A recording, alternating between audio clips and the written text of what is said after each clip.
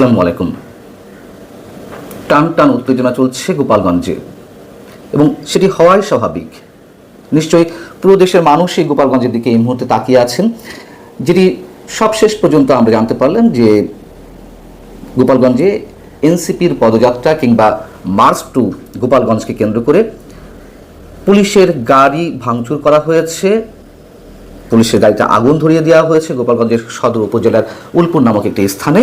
এবং এই ঘটনায় কেউ হতাহত হয়নি যদিও, তারপরেও পুলিশের পক্ষ থেকে বলা হচ্ছে যে এনসিপির পদযাত্রা ঠেকাতে নিষিদ্ধ ঘোষিত ছাত্র সংগঠন ছাত্রলীগের নেতাকর্মীরা এই কাজ ঘটিয়েছে। আবার আওয়ামী লীগ বা ছাত্রলীগের কারো কারো পক্ষ থেকে দাবি করা হচ্ছে যে পুলিশ গুলি করেছে, তার প্রতিবাদে তারা এই ঘটনা ঘটিয়েছে। আমরা আসলে সুনির্দিষ্টভাবে বলতে পারছি না কি ঘটেছে, তবে একথা ঠিক এনসিপির পদযাত্রাকে কেন্দ্র করে গত কয়েকদিন ধরে উত্তেজনা চলছে এবং যে গুঞ্জন ছড়িয়ে পড়েছে যে সেখান থেকে বঙ্গবন্ধুর সমাধিস্থল টুঙ্গিপাড়াতে বঙ্গবন্ধুর সমাধি গুড়িয়ে দেওয়া হবে বা ধুলায় মিশিয়ে দেওয়া হবে, এরকম নানান ধরনের উস্কানিমূলক বক্তব্য, নানান ধরনের গুঞ্জন আমরা তো গত কয়েক মাস ধরে শুনছি। এবং এই যে পদযাত্রা, এটিকে কেন্দ্র করে আমি আগেই জানিয়েছি গত দুদিন ধরে বেশ ধরপাকড় চলেছে, পুলিশি অ্যাকশন চলেছে, বেশ কয়েকজনকে আটক করা হয়েছে। সবচেয়ে বড় কথা হচ্ছে যাদের বিরুদ্ধে অভিযোগ রয়েছে অবশ্যই তাদেরকে আটক করা হবে, যারা হুমকি স্বরূপ রয়েছে অবশ্যই তাদের বিরুদ্ধে অ্যাকশন নেওয়া যেতে পারে। কিন্তু নারীদের অপরাধ কি?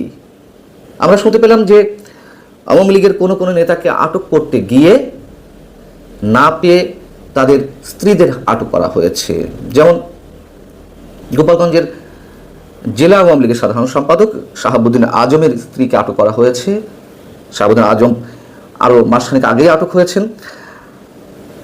সাংগঠনিক সম্পাদক শরীফুল আলম তাকন, তাকে না পেয়ে তার স্ত্রীকে আটক করা হয়েছে। এটি কোন ধরনের আচরণ? ছাত্রলীগ যে কাজটি করেছে, যেটি পুলিশের অভিযোগ যে তাদের গাড়িতে অগ্নিসংযোগ করেছে, হামলা করেছে, অবশ্যই এটি নিন্দনীয়। অবশ্যই আমরা এটা মানতে পারি না যে আইন শৃঙ্খলা রক্ষাকারী বাহিনীর কোনো সম্পত্তির উপরে বা কোনো ধরনের সম্পদের উপরে আক্রমণ চালাবে, হামলা চালাবে, অগ্নিসংযোগ করবে। কিন্তু এটাও তো ঠিক, এটা আমরা কিভাবে মেনে নেব? তার মানে নারীরাও নিরাপদ নয়, এটা কোনো অবস্থাতেই সমর্থনযোগ্য নয়। এই যে উত্তেজনাটা সৃষ্টি হয়েছে, এটি না হলেও হতো, এত কিছু আওয়াজ না দিয়ে, এত সব উস্কানিমূলক বক্তব্য না দিয়ে। অবশ্যই এনসিপির সমাবেশ করার অধিকার রয়েছে, পদযাত্রার অধিকার রয়েছে, তারা করবে, সারা দেশেই করবে, অবশ্যই গোপালগঞ্জেও করবে। গোপালগঞ্জে আওয়ামী লীগের দুর্গ হোক আর যারই দুর্গ হোক। কিন্তু ফেসবুকে যে স্ট্যাটাসগুলো দেওয়া হয়েছে সেগুলো থেকে এই উস্কানি গত কয়েক ঘন্টার মধ্যে অনেক পরিমাণ বেড়ে গেছে। যেমন সার্জিস আলম বা আরও অনেকে সব জায়গায় এটিকে আমি আগে জানিয়েছি পদযাত্রা হিসেবে উল্লেখ করলেও গোপালগঞ্জের ক্ষেত্রে বলা হয়েছে মার্চ টু গোপালগঞ্জ। যদিও এর বাংলা মিনিংটা কাছাকাছি, কিন্তু আলাদা একটা দোতনা তো কাজ করে। মার্চ টু গোপালগঞ্জ, যেমন 5 আগস্ট আগে বলা হয়েছে মার্চ টু ঢাকা। তো এই ধরনের ইচ্ছাকৃতভাবে শব্দ ইউজ না করলেই হতো। আবার সার্জিস আলম তিনি লিখছেন যে বিপ্লবের সহযোদ্ধারা ধূমকেতুর মতো ছুটে আসুন, বুধবার সকাল 11টায় গোপালগঞ্জ শহরে দেখা হবে ইনশাল্লাহ। একই ধরনের পোস্ট প্রায় কাছাকাছি পোস্ট দিয়েছেন নাহিদ ইসলাম, তাসনিম, যারা এরকম আরও অনেকে পোস্ট দিয়েছেন। এবং যে গুঞ্জনটি শোনা যাচ্ছে, আতঙ্কজনক যে গুঞ্জন, 32 নম্বর ধুলার সঙ্গে মিশিয়ে দেওয়ার পরে টুঙ্গিপাড়ায় বঙ্গবন্ধুর সমাধিস্থলেও গুলিয়ে দেওয়া হবে, আমার মনে হয় না এই ধরনের ধৃষ্টতা, এই ধরনের সাহস কিংবা বোকামি এখনো পর্যন্ত আমার মনে হয় না যে এনসিপির নেতাকর্মীরা দেখাবে। এটা হঠকারী সিদ্ধান্ত তাদের ভবিষ্যৎ রাজনীতির জন্য। এবং যেটুকু জানতে পারলাম, যারা এলাকা ছাড়া হয়েছিলেন, এলাকা থেকে অনেকেই গা ঢাকা দিয়েছিলেন আওয়ামী লীগ, যুবলীগ, ছাত্রলীগের, তাদের অনেকে নাকি রাতেই গোপালগঞ্জ ফিরেছেন। যদি কোনো ধরনের উত্তেজনাকর কোনো বক্তব্য কিংবা পরিস্থিতি সৃষ্টি করে এনসিপি নেতারা, তবে তারা বসে থাকবে না। আমরা কোনোটিই চাই না, নিঃসন্দেহে কোনোটি চাই না। তবে জেলা প্রশাসন একটি ভালো কাজ করেছে, যেটি শুনতে পেলাম যে এনসিপি নেতাদেরকে রুট দিয়ে দিয়েছেন যে তারা কোন পথে গোপালগঞ্জে প্রবেশ করবেন।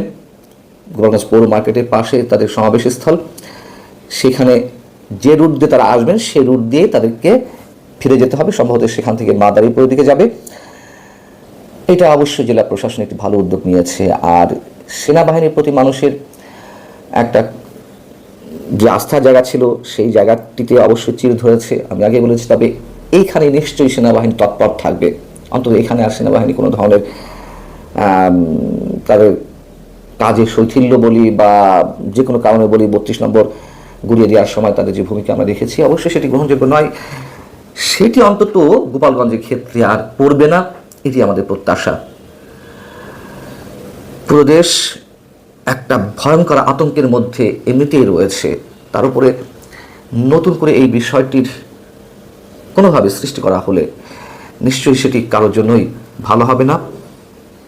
আমরা আশা করব যে এনসিপি শুভবুদ্ধির পরিচয় দিবে এবং যারা আওয়ামী লীগ কিংবা নিষিদ্ধ ঘোষিত ছাত্রলীগের যারা রয়েছে তারাও সব ধরনের অনাকাঙ্ক্ষিত পরিস্থিতি এড়িয়ে চলবে। সাধারণ মানুষ হিসেবে আমাদের এটুকুই প্রত্যাশা। ভালো থাকুন সবাই, আল্লাহ হাফেজ।